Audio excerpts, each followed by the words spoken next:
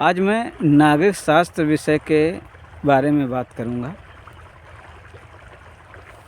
कि जो नागरिक होते हैं उनको अधिकार मिले होते हैं और उनके कर्तव्य भी होते हैं।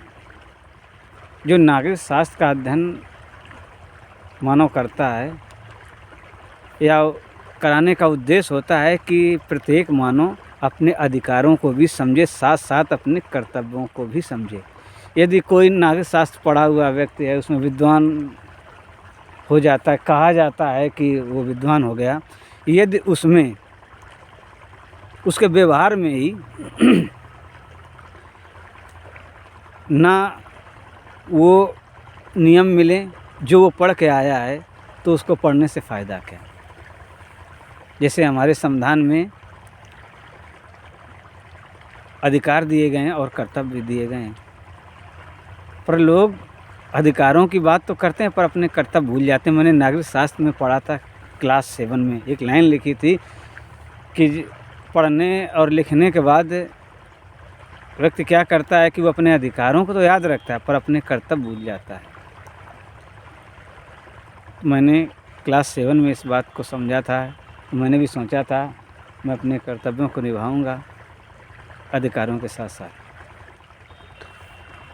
तो जो अधिकार और कर्तव्य दिए गए हैं, अगर मानव के व्यवहार में ही ना हो वो, तो फ़ायदा क्या। केवल परिभाषाएं रटने से कोई मतलब नहीं होता है। और कोई नागरिक शास्त्र का विद्वान हो, अगर उसमें इंसानियत ना हो, दूसरे की स्वतंत्रता ना समझता हो, केवल अपने अधिकार ही जानता हो, तो वो व्यक्ति हमारे किस काम का, वह किसी के किस काम का। हमें अपने अधिकारों के साथ साथ दूसरे के भी अधिकारों को समझना चाहिए। केवल परिभाषाएं रटने से कुछ नहीं होता है। तो उद्देश्य यही होता है कि सभी को अपने अधिकार और कर्तव्यों को याद रखना चाहिए। पर वास्तविकता में कितना याद रखते हैं लोग।